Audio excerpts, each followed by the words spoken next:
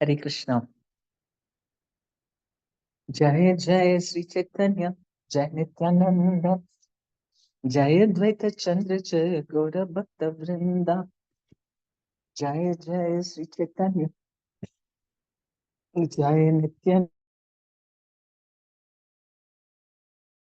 Jai Gaura Bhakta Vrinda, Jai Jai Sri Chaitanya, Jai Nityananda, Jai Advaita Chandra, Jai Gaura Bhakta Vrinda. Om Adhyanatamrindasya Gyan Shakya Chakshurunmilitamena Tasmai Shri Gurave Namaha. Namo Vishnu Padaya Krishna Prestave Bhutali Srimati Jagta Swaminati Namni Namah Charipadani Kripa Pradhani Gorkata Damdai Nagra Gramdhani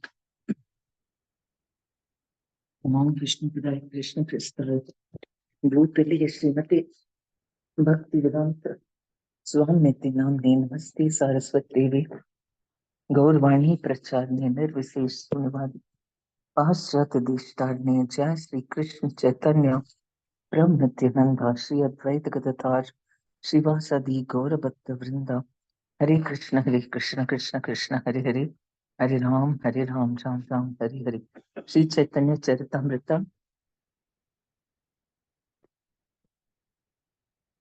Adi Leela Chapter 4 Text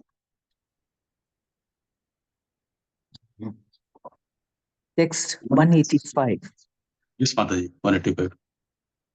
Ara eka adbhuta gopi bhavera svabhava buddhira gochara nahi yahara prabhava.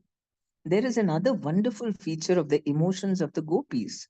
Its power is beyond the comprehension of the intelligence.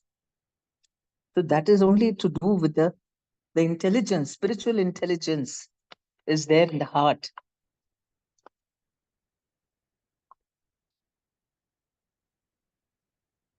He's only talking about material intelligence. We cannot understand this without material intelligence. Gopi ghana kare ya be Krishna darshana sukhavancha nahi sukhaya koti guna. When the gopis see Lord Krishna, they derive unbounded bliss, although they have no desire for such pleasure. So there is, even though there is so much pleasure and happiness by serving Krishna, a pure devotee is not even attached to that pleasure.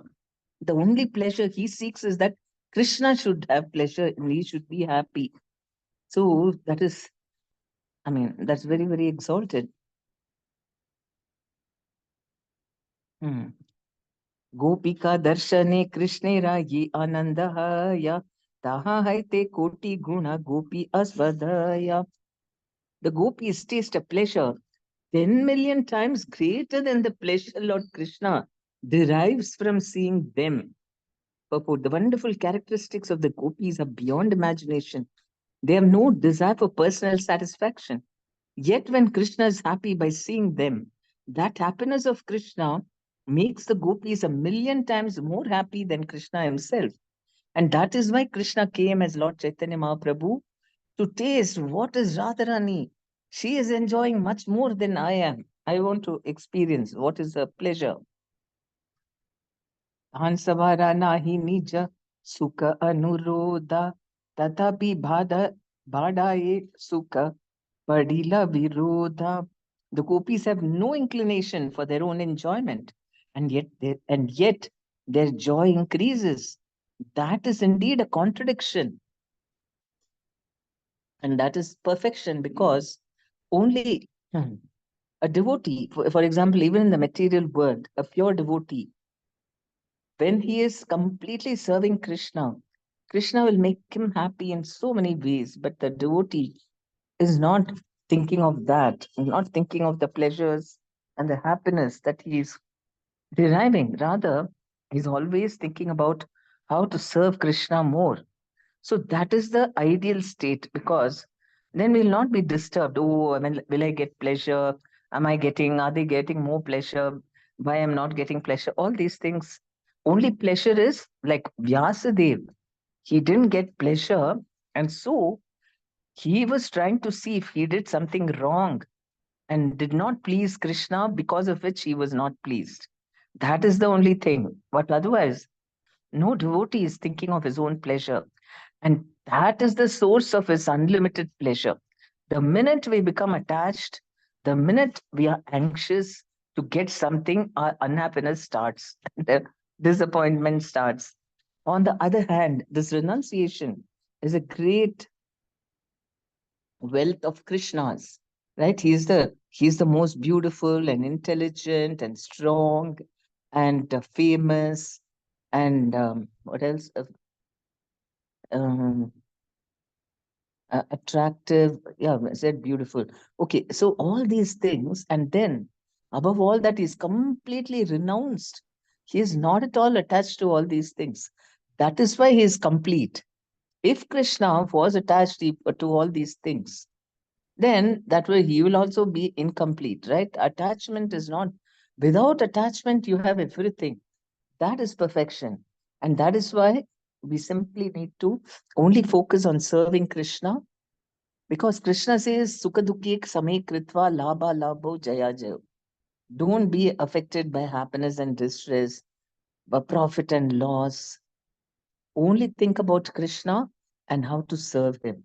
This is our liberation. You don't need to do anything else. If you are liberated like that, you're only thinking about serving Krishna. And that can happen only when we are situated in our original position as a servant of Krishna. Somebody asked this question recently, the question and answer session to Guru Maharaj. How do we overcome false ego? And Guru Maharaj, very directly, he said, by living according to your real ego, that is, as a servant of Krishna. We want, right? We like, I mean, those servants who are not thinking about themselves at all and only about their master's pleasure are considered very, very, very, very valuable. Even if they're working for the government and so on. Somebody who's not thinking all the time about how much money he's getting, what position, is always calculating and doing that, nobody will trust him.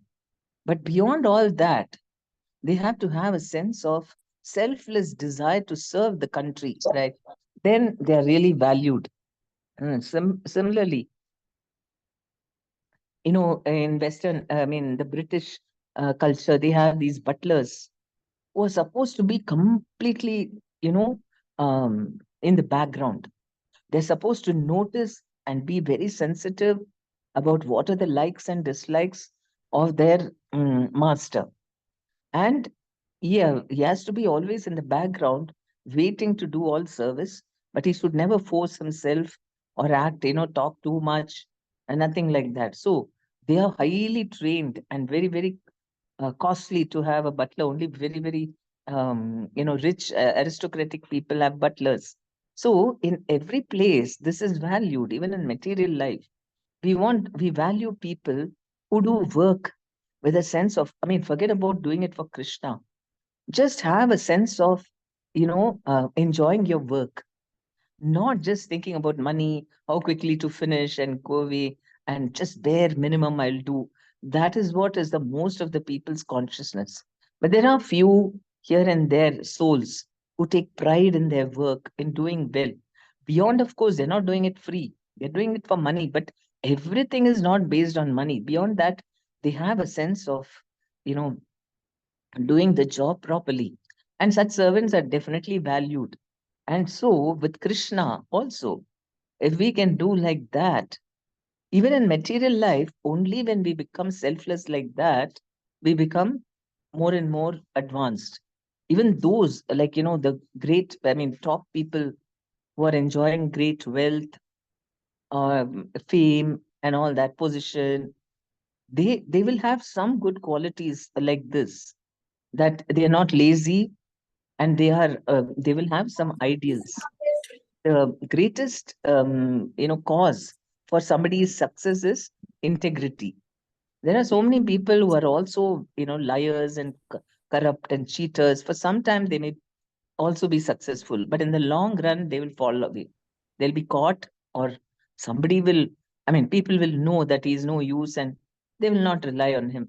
But integrity is something which everybody values. And then there, in the long run, their name stays and everybody respects them for it. So even in the material world, we see the more somebody who does such just for sense gratification. I like to do this job, so I will do. Any other, if I will always see what is to my benefit, if anywhere I get a little more money or somebody, some other benefit, I'll just ditch these people and go. How many people are like that? In today's world, most of them are like that. But they will not make it in the long run. They will not have peace of mind. Neither will they have long lasting relationships. There is something beyond just money and position. It's also a sense of satisfaction of having done your job nicely, because without expecting returns. That is self realization.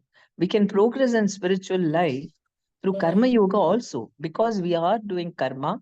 So we have to connect it with Krishna. We have to do karma yoga. Then through that, we make spiritual progress. So the gopis are the topmost karma yogis, because whatever they do, it is simply for Krishna's satisfaction. They have not an iota of even pleasure they don't want. They just want to see Krishna happy. And yet their joy increases. That is indeed a contradiction. Yeah, but that is Krishna's mercy. When someone is like that, we want to heap them with all kinds of, anybody who's working so selflessly, everybody wants to give them all honor and awards and, reciprocation. So Krishna also reciprocates with the gopis because of their completely unselfish love. हे विरोधेरा एकमात्र द्विकी Samadhana गोपिकारा sukha Krishna sukhe paryavasana. For this contradiction, I see only one solution. The joy of the gopis lies in the joy of their beloved Krishna. The situation of the gopis is perplexing, for although they did not want personal happiness, it was imposed upon them. The solution to this perplexity is that Sri Krishna's sense of happiness is limited by the happiness of the gopis. Krishna is also selfless. He wants to see the happiness of his gopis. Devotees in Vrindavana, therefore, try to serve the gopis, namely Radharani and her associates. If one gains the favor of the gopis, he easily gains the favor of Krishna, because on the recommendation of the gopis, Krishna at once accepts the service of a devotee. Lord Chaitanya, therefore, wanted to please the gopis instead of Krishna. But his contemporaries misunderstood him. And for this reason, Lord Chaitanya renounced the order of householder life and became a sannyasi. So they thought that he is just a worldly person who just is attracted to women, and he's chanting ladies' names. This is their worldly calculation. See, and then they advised him also, all these atheistic people. Why you have to chant Krishna's names? Why are you chanting all these gopis' names? And Krishna, I mean Chaitanya Mahaprabhu, he was in this mood, of taking shelter of the gopis and appreciating how much they have given up for Krishna. And in Vrindavan, there is a mood that, they will be angry with Krishna and they will say that Krishna is a very bad, he is, he is not, what do you call, reliable. He goes away, he's a Nagara and all that. So Chaitanya Mahaprabhu was in that mood and he took a stick. He got so upset that because that person was saying you should worship Krishna. Then he said, What do you mean? Krishna? He is not a nice person at all. He is most unreliable. He got very angry in that Vrajavasi mood. And he took a stick and started running after that boy.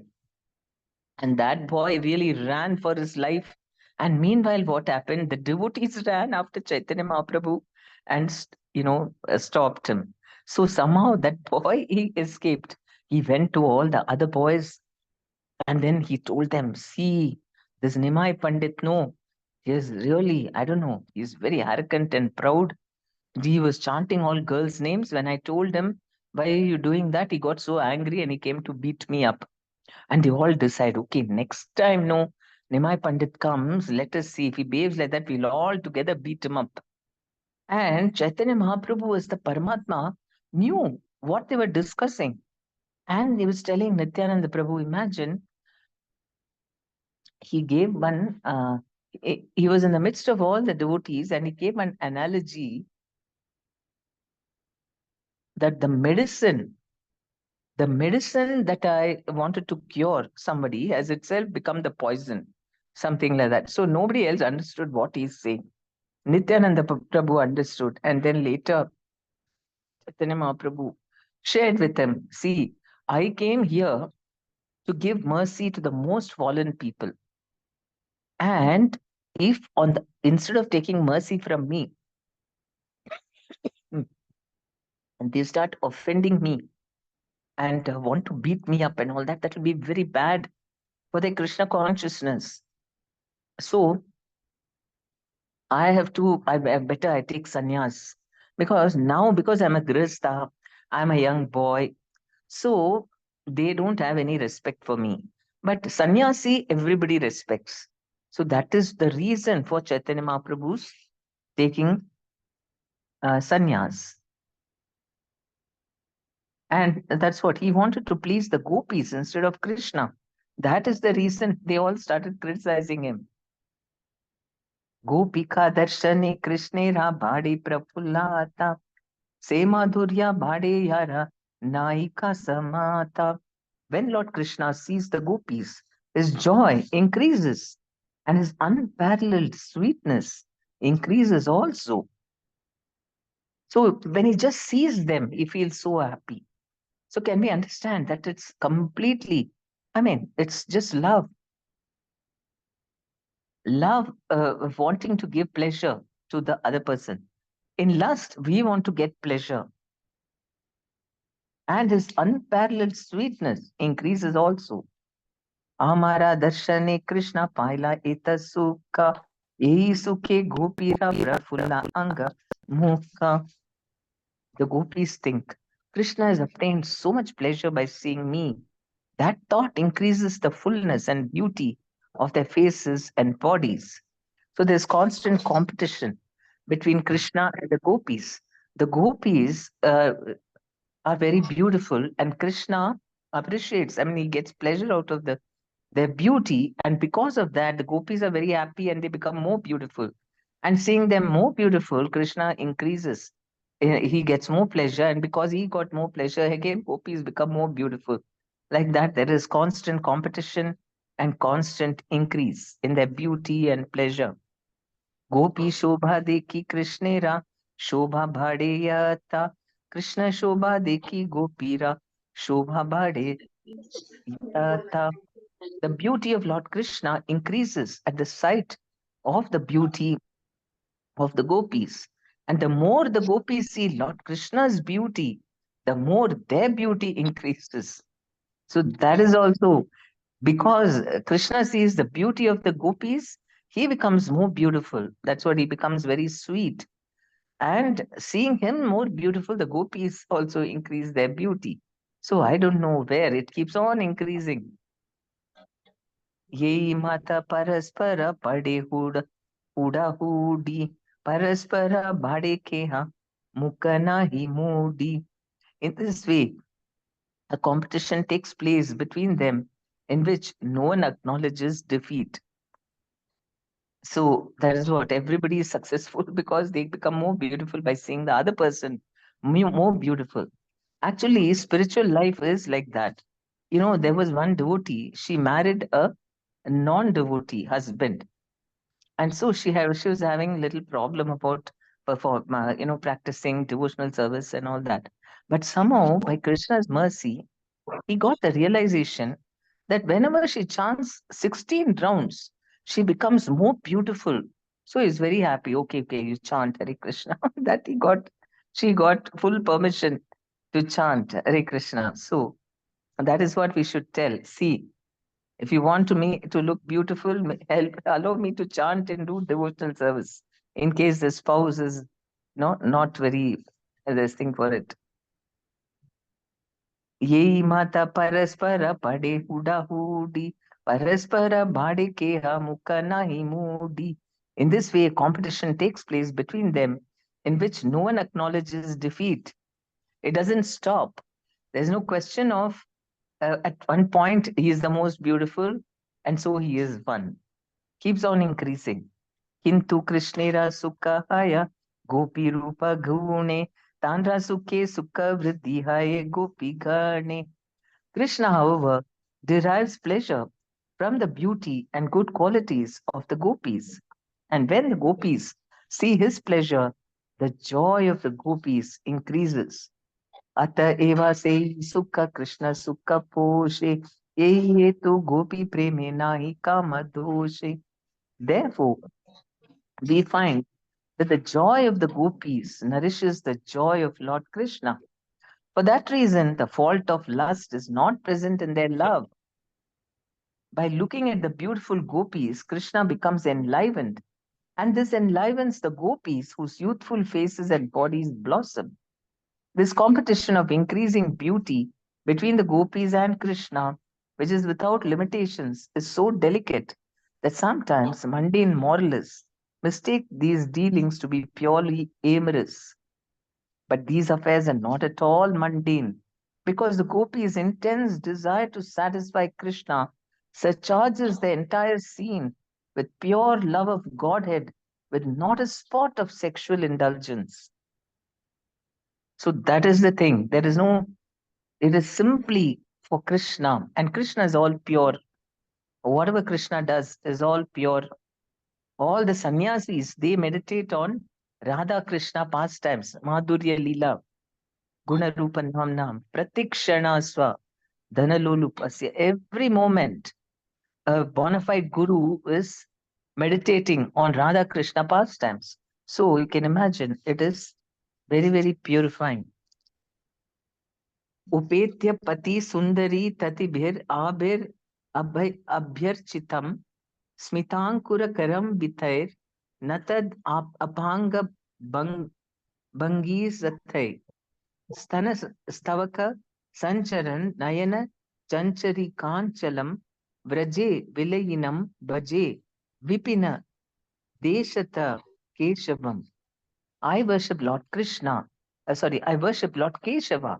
Coming back from the forest of Braja, he is worshipped by the gopis who mount the roofs of their play palaces and meet him on the path with 100 manners of dancing glances and gentle smiles.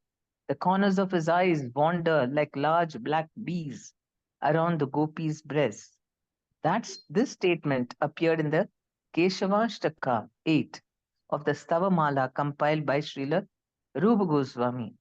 So these sort of things is what makes people wonder what is it. But we can be sure that whatever the lusty feelings people feel in this material world has to be, it is a perverted reflection of the spiritual world.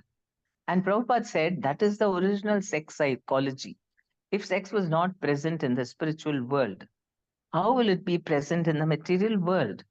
But that is the original pure sex psychology, and here it is perverted.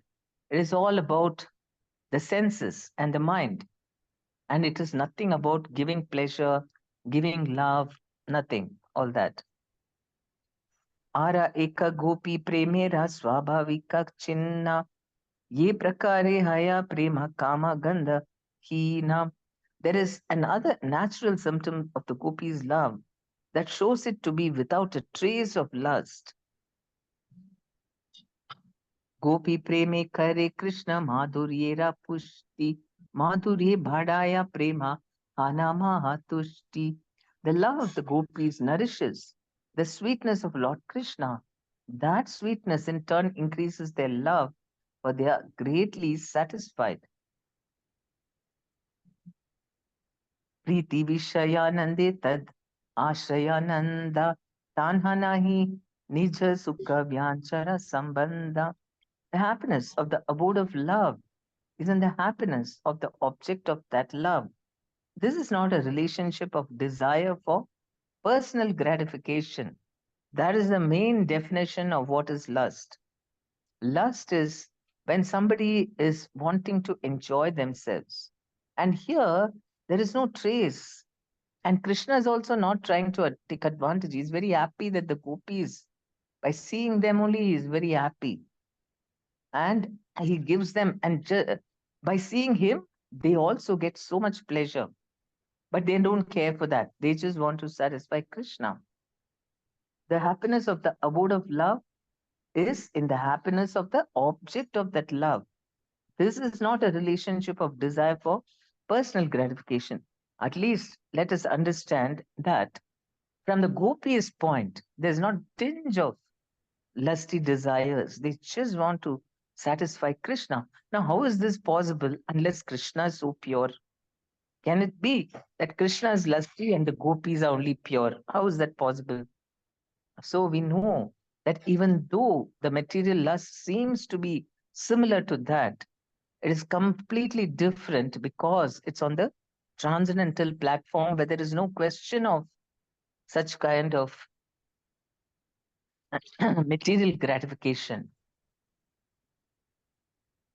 निरूपादि प्रेमायान्हा Tanha ये रीति प्रीति विषय सुखे आश्रयेरा प्रीति निज प्रेमानंदे कृष्ण सेवानंद बाड़े से आनंदेरा प्रति भक्तेरा अयमा हि क्रोधे. Whenever there is unselfish love, that is its style. The reservoir of love desires pleasure when the lovable object is pleased. When the pleasure of love interferes with the service of Lord Krishna, the devotee becomes angry towards such ecstasy. As mentioned above, the gopis are the predominated lovers, and Sri Krishna is the predominator, the beloved. The love of the predominated nourishes the love of the predominator. The gopis had no desire for selfish enjoyment. Their feeling of happiness was indirect, for it was dependent on the pleasure of Krishna. Causeless love of Godhead is always so. Such pure love is possible only when the predominated is made happy by the happiness of the predominator. Such unadulterated love is exemplified when the lover deprecates her happiness in service that hinders her from discharging it. So they are, I mean, so selfless that if their pleasure comes in the way of their service, then they curse that service. For example, when they are fanning Krishna and Radha or something, then the gopis feel so much happiness that tears come in their eyes. And because the tears come, they're not able to see properly. And then they get so angry that they're not able to perform their duty nicely, because if they cannot see, then how can they fan properly? So, like this, they are so unadulterated love. Angastambharam, Angastambharambam, Uttangayantam, Premanandam, Daruko, Nabhyanandat. Kamsaratir, Vijane, Yena Sakshad, Akshodiyan, Antarayo, Vyadhayi. Sri Dharuka did not relish his ecstatic feelings of love, for they caused his limbs to become stunned and thus obstructed his service of fanning Lord Krishna. This is a verse is from Bhakti Rasamrita Sindhu 3.2.62. So not only in Madhurya Leela, all pure devotees in all rasas, they want only Krishna's pleasure and they don't care for their own. So Dharuka in the Dasya Ras, he is the driver of Lord Krishna. And we hear about him when he from Dwaraka. He is the chariot driver of Krishna. And so when he is serving Krishna, and then he was feeling ecstatic love for Krishna, then what happened? His limbs became stunned and thus obstructed his service of fanning Lord Krishna. So then he didn't want that. He wanted Krishna to be served. Govinda Prekshanakshepi Bhaspa Pura Varshinam Uchair Anindad Anandam Aravinda Vilochana. The lotus-eyed Radharani powerfully condemned the ecstatic love that caused a flow of tears that hindered a sight of Govinda. This verse is also from Bhakti Rasamrita Sindhu 2.3.54. Ara Shuddha Bhakta Krishna Prema Seva Veene Swasukharta Salokyadi Nakari Grahane. Furthermore, pure devotees never forsake the loving service of the Lord Krishna, to aspire for their own personal pleasure through the 5 kinds of liberation. That's why devotees don't even want that 5 kinds of liberation. A pure devotee of Krishna who loves him exclusively will flatly refuse to accept any sort of liberation, beginning from merging in the body of the Lord and extending to the other varieties of liberation, such as equality of form, opulence or abode, and the opulence of living near the Lord, which is only available in Vaikuntha. So, though the people in Vaikuntha really love Narayana and they're not selfish, but still their bhakti is not spontaneous like Goloka Vrindavana, where they don't want anything. They only want Krishna's happiness. That is one exalted love. That is why Goloka Vrindavana is far above Vaikuntha Dham, even this thing, even Dwaraka, Ayodhya, Dwaraka, all this above, far above that is Goloka Vrindavana, because the kind of quality of love is just very, very exalted.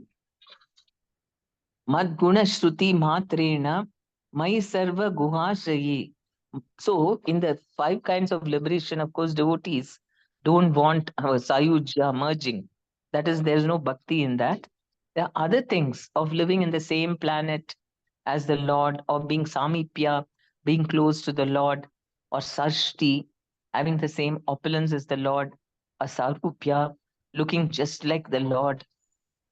That may satisfy some people, but pure devotee from Goloka Vrindavana, they don't want anything.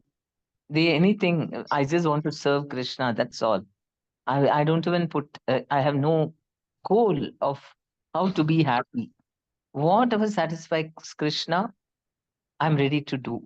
That intense desire to serve Krishna is all we need to cultivate, and Krishna arranges everything for his devotee. If a devotee feels enthusiastic about different rasas, some people may like more than one rasa. Maybe they like Vatsalya also and Madhurya, or they may like other. I also want to be a Sakyas. Whatever it is, we can have that form, unlimited. Only desire is the key to attaining anything. Mat gunashruti matrena mai sarva guhasagi manogatir avichinna yata gangambaso ambudau. Just as the celestial waters of the Ganges flow unobstructed into the ocean, so when my devotees simply hear of me, their minds come to me, who resides in the hearts of all. So the minute a devotee, pure devotee, hears of Krishna, immediately their minds think of Krishna, and because he is very close. It happened in the Chaitanya Mahaprabhu's pastimes. Chaitanya Mahaprabhu's, many of his devotees were grihasthas who had their own jobs.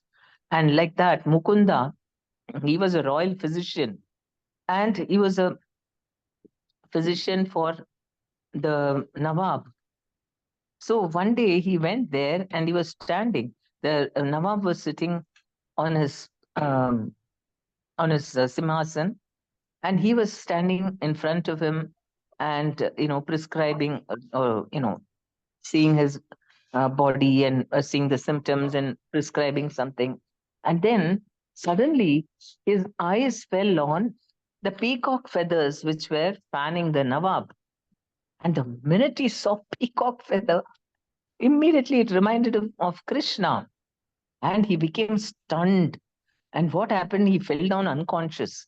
Unfortunately, he was close to the edge of the platform on which the Simhasan was. So he just fell down, very badly. And the Nawab, he came down to check what happened. Why did you fall down?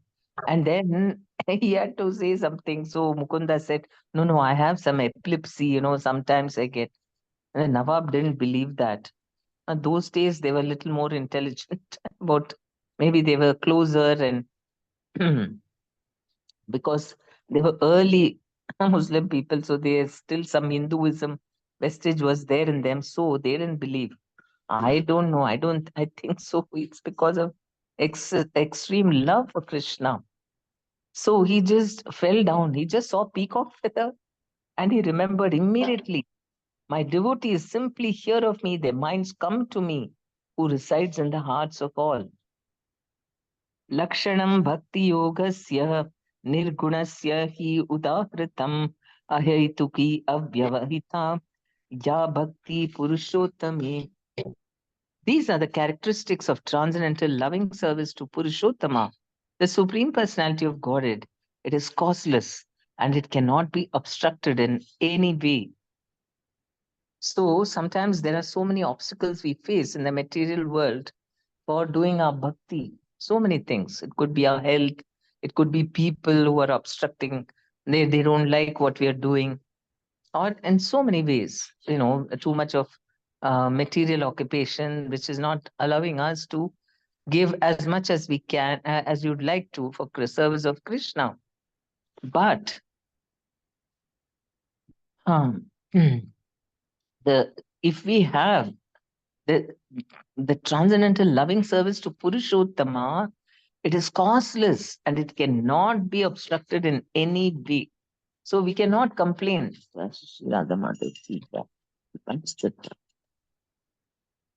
We cannot give some excuse and say what to do. I want to do, but you know, are so many obstacles. We have to pray to Krishna to come out of the obstacles. Please help me, Krishna. I want to serve you. Whether we do that is the question, or we get succumb to those material problems and then go into a trip of self pity and we feel negative and we think, oh, it's not possible. Why is all this happening to me? Actually, Guru Maharaj was sharing how, in the beginning, when he was a bhakta, and this was, I think, in Canada, Prabhupada was there, and in the afternoons, he took a small nap, Prabhupada. So that time, somebody had to, there's not much service to do for Prabhupada, but somebody had to sit on the outside door so that when Prabhupada got up and he rang the bell, then immediately he can go in and ask what he wants. So he was assigned that job. And Bhakta Ji. So he was sitting outside, and then suddenly in the middle, Prabhupada rang the bell. Not after this thing, suddenly in between. So he ran there, and Prabhupada said, can you get me a rose? This rose, actually, if I just smell it, the fragrance will increase my longevity. Imagine, Guru Maharaj was feeling so ecstatic. What a service he has given me. Because of me, Prabhupada will live longer. He was very excited. And he didn't know where's the nearest florist. So somehow he called up somebody. I mean, probably, I don't know how he found out. Then he immediately went. He started running. And the temple president stopped him. Where are you going? Like, I mean, normally bhaktas, new bhaktas, suddenly he just disappears to do something of his own. So you're saying, where are you going? Then he said, no, no, Prabhupada wanted a rose. So I'm just going to buy. And the temple president couldn't believe, why would Prabhupada, he's never asked such things, get me a rose and all that. So he stopped him. He said, don't go. This is all nonsense. Prabhupada never asked for roses and all that. But he could have asked, right? He could have gone and asked Prabhupada, you really wanted a rose, Prabhupada? But somehow that was Krishna's arrangement. So he told Guru Maharaj, no, don't go anywhere. Stay here. This is all nonsense. This is all your own imagination. Fancy. Prabhupada never asked for roses and all that. So Guru Maharaj was feeling so upset, Here I got a direct instruction from Prabhupada to buy a rose. He was so excited. And he was thinking, why are all these obstacles coming in my way? He was really feeling very, very morose. And he was very disturbed in the mind. And what happened? He didn't listen to the temple president and he ran in the road, towards that shop. Actually, he didn't even know where it was. He just ran on the road. He knew somewhere nearby it is there. So he ran. And then there was a signal there, crossroads. So he stopped there and then he looked ahead and then the shop was there, florist. So he went, he bought the rose and he came and gave it to Prabhupada and Prabhupada smelt it. Very nice. So he said like that. So he was so thrilled. So even Guru Maharaj was thinking, why are all these obstacles coming for me? I want to do seva. And he took a chance, right? How can you go against the temple president? Then tomorrow nicely you will get it from him. But what the hell you didn't? You just went on your own. But he, somehow he wanted to do seva. And then afterwards, Prabhupada, I mean, maybe the temple president found out that actually, yeah, he did want a rose. Then he would have been calm. But so any kind of, to render service, there'll be so many different kinds of obstructions, and our great desire to render service will make sure Krishna will arrange something. He didn't even have money. That is what, because he has to take money from the this thing. Even though he's from a millionaire's family, he gave up everything and he was a ordinary bhakta in the temple. So maybe they didn't want to simply some bhakta going around buying things from the temple money. So I don't know. Finally, he went there. Probably he had some money with him and he bought. Salokya sarshti sarupya samipyaikatvam api uta diyamanam na grihnanti vinamat sevanam janaha. My devotees do not accept salokya, sarshti, sarupya, samipya, or oneness with me, even if I offer these liberations in preference to serving me. These three verses from the Srimad Bhagavatam, 3.29, 11 to 13, were spoken by Lord Krishna in the form of Kapila Deva to Devahuti. So the devotees, if that comes in the way of their service, they don't want any of this. They're ready to be far away doing service rather than being close. That is why devotees, you see the pure devotees, I mean, in ISKCON movement also, like the Jain and the Prabhu, he was always far away somewhere serving. And when Prabhupada used to come, even to receive him, in the airport, he would send others, go and receive him. But he was the senior most. And for some time, he was the temple president also. And he would say, okay, you all go and receive him. And he was busy doing services. Then Prabhupada, once he came out, he would ask, where is Jayananda? No, Jayananda is busy doing some service. And then he would come to the temple. There also, Jayananda will be busy doing some service. So he was the one who started the Rath Yatra and so on. And once what happened, after the Rath Yatra in New York, Prabhupada was very happy because they had such a successful program, and that too in the road, which is very, very, only special people are allowed there. Prabhupada wanted to talk to, I mean, all the sannyasis had grounded, all the senior devotees, leaders, they were all sitting with Prabhupada and were waiting to hear from Prabhupada. And Prabhupada looked at everyone and said, where is Jayananda? Then they went in, and Jayananda was sitting. I think I mentioned this past time. He was under the car repairing somebody's car because next day those devotees had to take the car and go. So he was in a hurry to repair that. He came and told Prabhupada wants to see you. Says, no, right now I'm very busy. I cannot come. So you see, the devotee is more happy to serve Krishna than even be with him. This is all service for Prabhupada only, because they were all his devotees and he wanted to serve them, serve the Vaishnavas, doing all most menial services, cleaning the garbage. No one wanted to do all that, so he would do that. Any service, he didn't mind. Always he would be seen under the car because He was good at mechanical work. So he would always, for him, no service was too great or too low. He was very always a servant.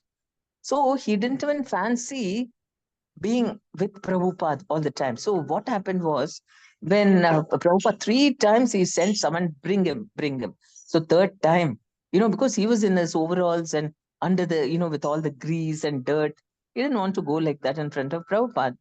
So that would take some time. He'll have to go and bathe and change. So then, because Prabhupada said no, he has to come.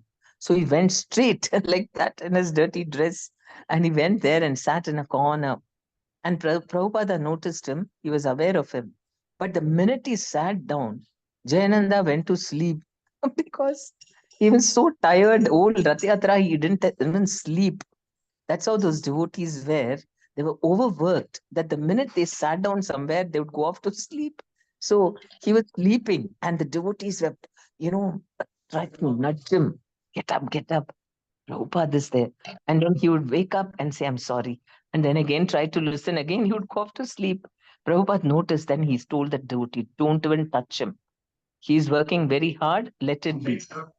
So Prabhupada understood his mood, that he wanted so much to serve Prabhupada.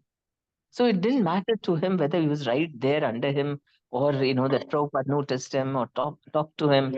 His relationship with Prabhupada was from heart to heart. And so Prabhupada understood that.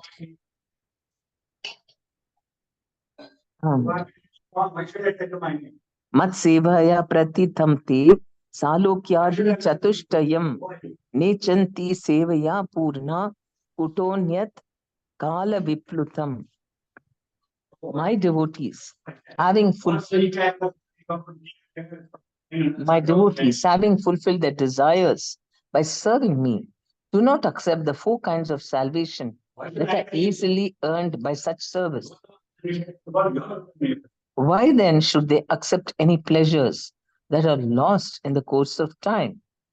This verse from Srimad Bhagavatam 9.4.67 was spoken by the Lord in connection with the characteristics of Maharaja Ambarisha. Merging into the existence of the Absolute is as temporary as living in the celestial kingdom. Both of them are controlled by time. Neither position is permanent.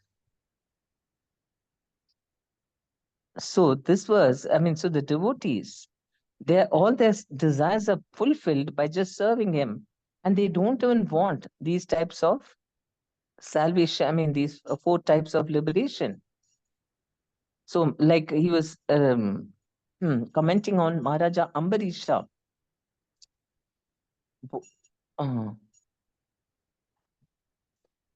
Merging into the existence of the absolute is as temporary as living in the celestial kingdom. Both of them are controlled by time. Neither position is permanent. So that is living in the material world as well as merging. Merging is also not permanent.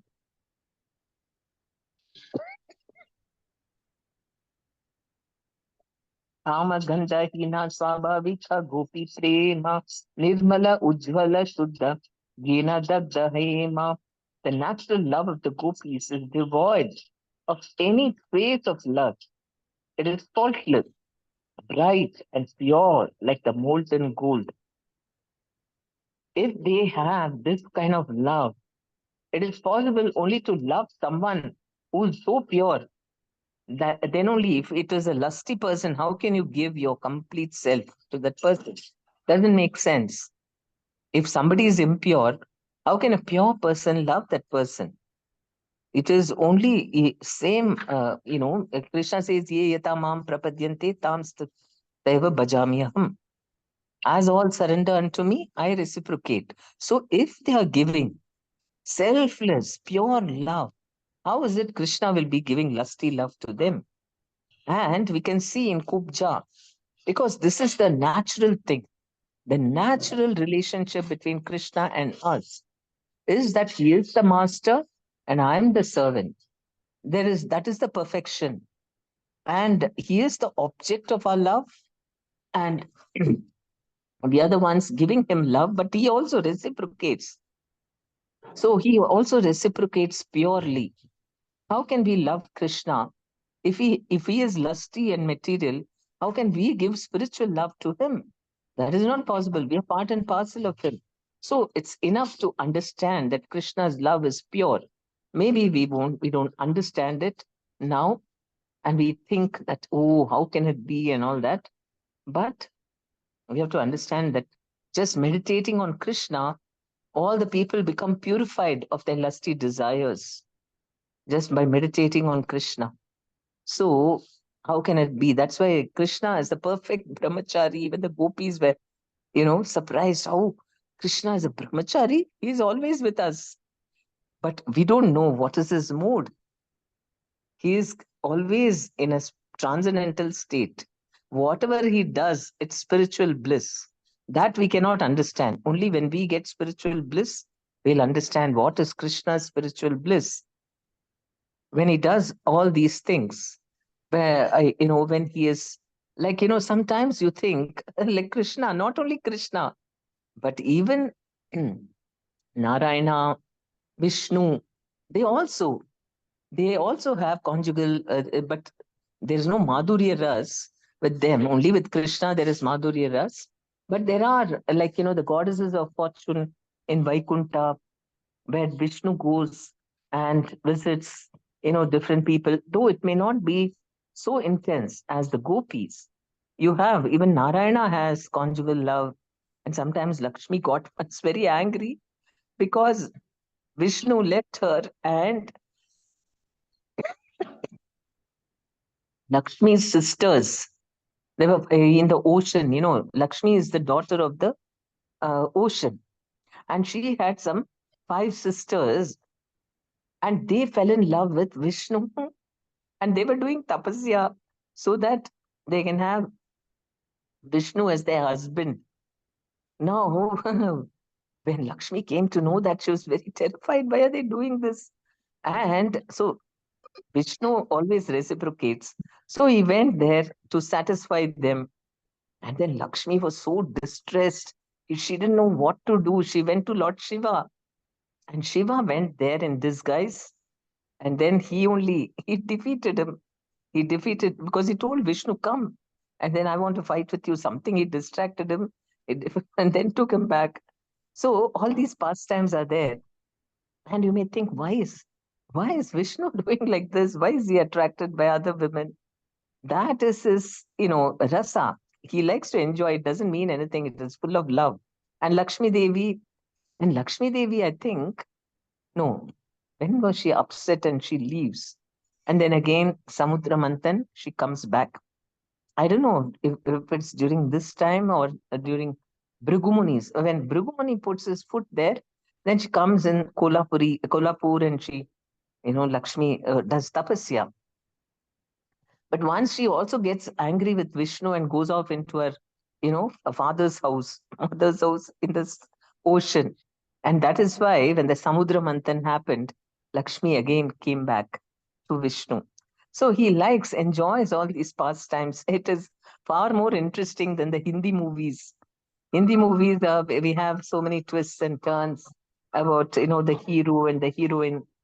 But those are actually, it is all coming from this.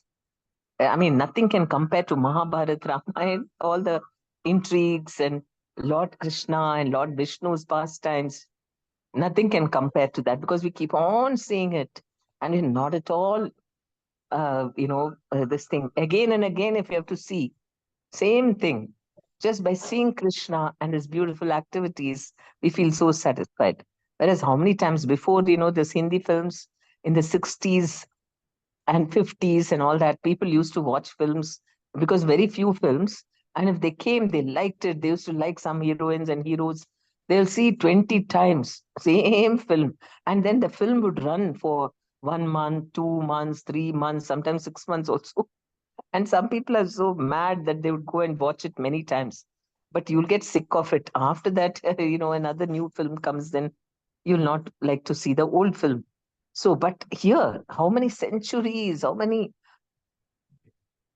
permanently we keep on from the time of our birth, we've been hearing all this, and still we like to hear, because there's so many aspects of Krishna and his relationship, and so many how he reveals himself to different devotees, and how, in different books, different rasas, different leelas are described. So Krishna is so unlimited, because he's having rasa and leelas with so many unlimited people. So there is always going to be unlimited leelas to talk about with every devotee. What he does, that itself is mind boggling. How will we know what his unlimited qualities, how he reciprocates with every devotee? And so that is very unique about Krishna, is unlimited. And so that is why Chaitanya Mahaprabhu, he wanted to know why these gopis, especially Radharani, is madly in love with Krishna, and they are getting more pleasure than I am getting. Because Krishna, he is giving love to everyone, but their love, gopis' love, is focused on Krishna. So I don't know, I'm just speculating.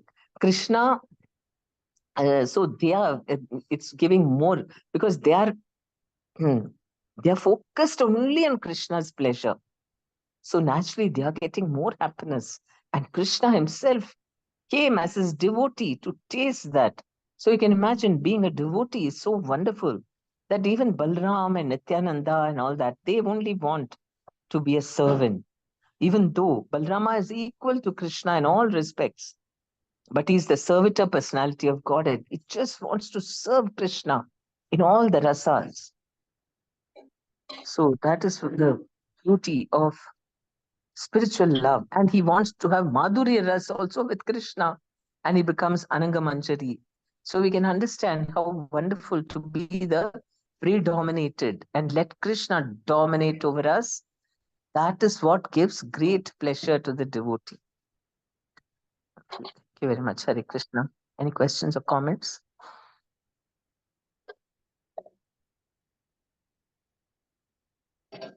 Mataji, this part I couldn't understand this verse, like the previous verse where it says, uh, merging into the existence of the absolute is as temporary as living in the celestial kingdom. Both of them are controlled by time. Neither position is permanent. So this celestial kingdom is not Golok Vrindavan, right? Because Golok Vrindavan, everything is permanent. No. Celestial kingdom is heavenly planets he's talking of. Heavenly planet. Okay. Thank you.